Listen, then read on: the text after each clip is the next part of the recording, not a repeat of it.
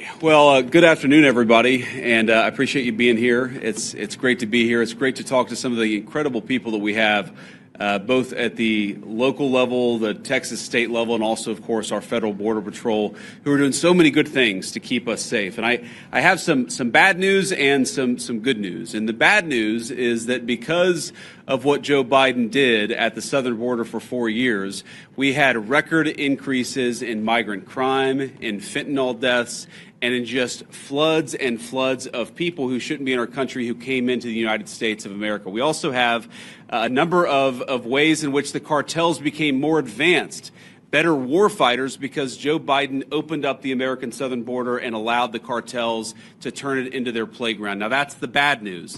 The good news is, as President Trump said last night at the State of the Union, it turns out we didn't need new laws. We didn't need fancy legislation. We just needed a new president of the United States, and thank God that's exactly what we have.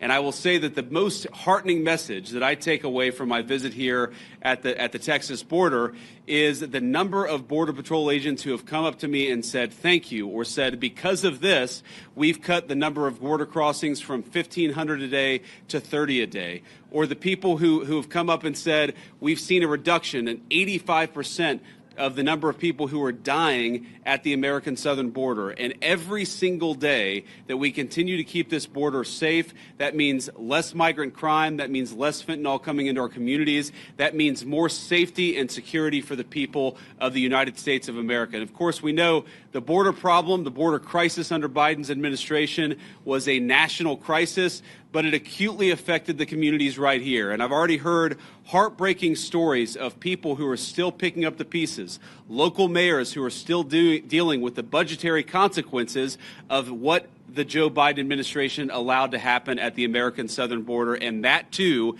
is something that President Trump is going to help address, help fix, and help solve.